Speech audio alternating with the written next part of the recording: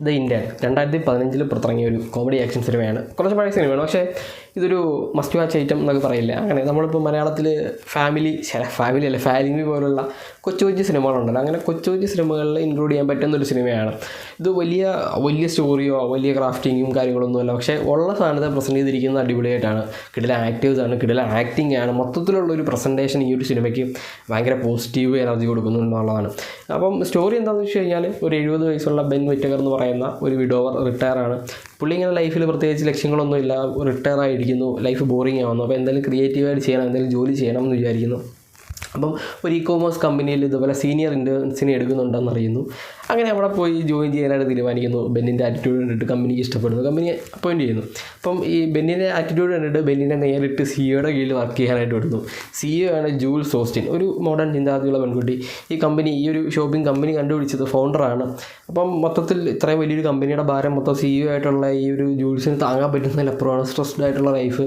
അപ്പം മോഡേൺ ആണ്. അപ്പം ഇത്രയും പ്രായമുള്ളൊരു ഇന്ത്യനെ കൊണ്ടുവരുമ്പം ഓൾറെഡി ഇപ്പോൾ ജൂൾസ് പറഞ്ഞു ഇത് ശരിയാവില്ല എന്നുള്ള രീതിയിൽ അവോയ്ഡ് നിൽക്കുന്നു. പക്ഷേ ബെന്നിൻ്റെ ഒരു ആറ്റിറ്റ്യൂഡ് വെച്ചിട്ട് ഓരോരുത്തരായിട്ട് കമ്പനി ആവുന്നു. അങ്ങനെ ഒരു ദിവസം ഒരു ഡ്രൈവറുമായിട്ടുള്ള ചെറിയ ഇഷ്യൂ കാരണം ജൂൾസിൻ്റെ ഡ്രൈവറായിട്ട് ബെന്ന് പോകുന്നു. അപ്പം ബെന്ന് ജൂൾസിൻ്റെ കുറേ പേഴ്സണൽ കാര്യങ്ങൾ ചോദിക്കുന്നതുകൊണ്ട് തന്നെ ബെന്നിനെ മാറ്റണം എന്നുള്ള രീതിയിൽ മാനേജറോട് പറയുന്നു. അന്ന് വൈകിട്ട് ഈ ബെന്നുമായിട്ട് ജൂൾസ് ഭയങ്കര കണക്റ്റ് ആവുന്നു, അവർ തമ്മിൽ കണക്റ്റ് ആവുന്നു. പക്ഷേ ഇത് ഈ മാറ്റണം എന്നുള്ള കാര്യമൊക്കെ പറഞ്ഞത് മറന്നുപോയി. അങ്ങനെ പിറ്റേന്ന് ബെന്നിനെ മാറ്റുന്നു. അങ്ങനെ ജൂൾസ് പോയി ക്ഷമയൊക്കെ ചോദിച്ച് ബെന്നിനെ തിരിച്ചു കൊണ്ടുവരുന്നു.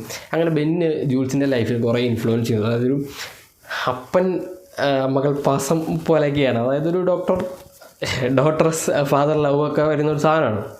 അങ്ങനെ ഓരോരോ ജോലികൾ ജൂൾസ് ബെന്നിനെ ഏൽപ്പിക്കുന്നു. അതെല്ലാം പിന്നെ ആ ഒരു ജൂൾസിൻ്റെ ഭാരങ്ങളെല്ലാം പതുക്കെ കുറയുന്നു. പക്ഷേ ഈ ഒരു വലിയ കമ്പനി ആയതുകൊണ്ട് തന്നെ ജൂൾസിനെ കൊണ്ട് ഇത് ഒറ്റയ്ക്ക് മാനേജ് ചെയ്യാൻ പറ്റില്ലെന്ന് ഇവരുടെ ഒരു ഇൻവെസ്റ്റേഴ്സ് കരുതുന്നതുകൊണ്ട് പുതിയൊരു സിഇഒയെ അപ്പോയിൻറ്റ് ചെയ്യാനായിട്ട് തീരുമാനിക്കുന്നു. അങ്ങനെ ജൂൾസിന് ചൂസ് ചെയ്യാം ഇഷ്ടമുള്ള ഏത് സിഇഒ ആണ് പുറത്തുനിന്ന്.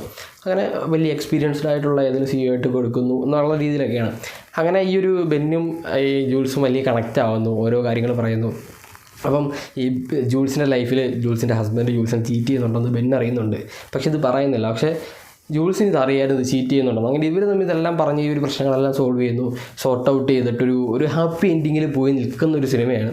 അതുകൊണ്ടാണ് ഞാൻ പറഞ്ഞൊരു ഫീൽ ഗുഡ് മൂവിയാണ്. നമ്മൾ ഇങ്ങനെ വെറുതെ ഇരിക്കുന്ന സമയത്ത് നമുക്ക് ഒരു സിനിമ കാണാം എന്ന് വിചാരിക്കുമ്പം ഭയങ്കര റിലാക്സ്ഡ് ആയിട്ട് കാണാൻ പറ്റുന്ന അങ്ങനെ പല സിനിമകളുണ്ട്. നമ്മൾ കണ്ടു കഴിയുമ്പോൾ നമുക്കൊരു റിലാക്സേഷൻ ഉണ്ട്. ഭയങ്കര ഡിപ്രസ്ഡ് ആയിട്ടൊക്കെ പോയിരുന്ന് സിനിമ കാണുന്ന സമയത്ത് തന്നെ നമുക്കൊന്ന് റിലാക്സ്ഡ് ആവാൻ പറ്റുന്ന സിനിമകളുടെ ഒരെണ്ണമാണ് ദ ഇന്ത്യൻ.